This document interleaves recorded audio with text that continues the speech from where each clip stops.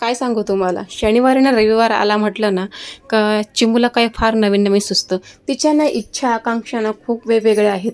म्हणजे सगळं काही असं छान हवं आहे.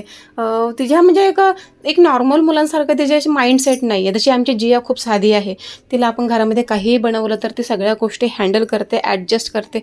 बट चिमूचं तसं नाही आहे. चिमू थोडीशी माइंडने अशी फ्रेश आणि फॅशनेबल आहे आणि तिला सगळं असं छान छान आणि तिला सगळ्या गोष्टी पटापट समजतात. कसं काय काय माहिती की हे का ते का, आणि खूप सारे प्रश्न ते नेहमी विचारत असते की हे असंच का, ते तसंच का, मग हा असा का बोलतोय, तर तसं का बोलतोय. प्रत्येक गोष्टीचं ती नेहमी असं विश्लेषण विचारत असते आणि मी तिला सांगत असते. आणि आता नेहमी तिच्या हातात सुद्धा आधीमध्ये फोन असतो. मग ती सुद्धा नवीन नवीन अशा रेसिपीज या काय काय बघत असते आणि नेहमी ती मला प्रश्न करते की मम्मी तू का नाही हे असं तसं बनवत. तर तिच्यामुळे का होईना थोडंसं वेगळं वेगळं बनवण्याचा प्रयत्न करत असते. हा जिया माझी बिचारी साधीच आहे, पण तिच्यासाठी सुद्धा बनवण्याचा प्रयत्न, म्हणजे दोघींसाठीच बनवण्याचा प्रयत्न करत असते. पण काय होतं ना, खूप प्रॉब्लेम असतात की खूप साऱ्या गोष्टी हे 10 वेळा दुकानात जाऊन आणणं शक्य होत नाही. एकदाच काहीतरी आपण सामान भरतो आणि त्यामध्ये मला घर चालवावं लागतं.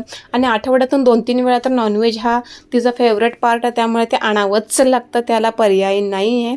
So no excuse. आता तुम्ही म्हणसाल की नॉनव्हेज का, तर तिला आवडतं आणि ते तिला देण्यासही डॉक्टरांचं सुद्धा मी परमिशन आहे की ते तिला द्या.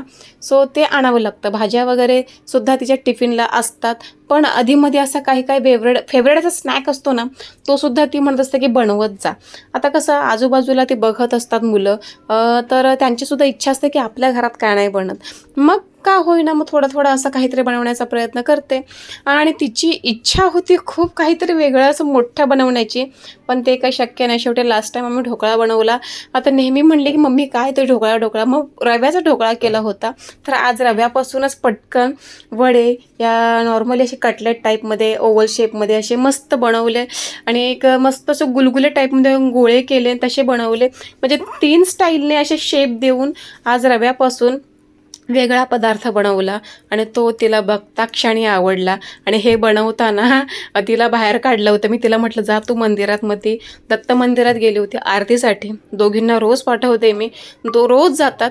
तेवढ्या 15 मिनिटामध्ये का होईना मला झटकेपट बनवता आलं आणि मग पटपट बनवलं. आणि आल्या आल्या ते चेहऱ्यावरचा आनंद तर फार मोठा होता की वाह काहीतरी आज वेगळं बनवलं. सॉस खरं तर तिला द्यायचा नाही आहे, पण काय करणार, जियाची इच्छा होती की मला सॉस खायचा आहे. आणि इथे प्रॉब्लेम हा होतो की हिला ते हवं आहे, तिला ते नको आहे.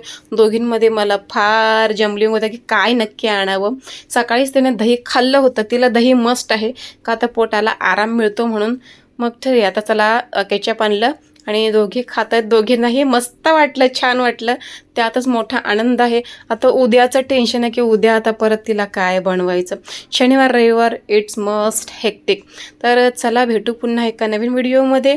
आणि हा प्रॉब्लेम आता आपल्या लाईफमध्ये आहेच जोपर्यंत फायनान्शियल सिच्युएशन चांगली होत नाही, चिमू बरी होत नाही तोपर्यंत. तर चला भेटू, बाय.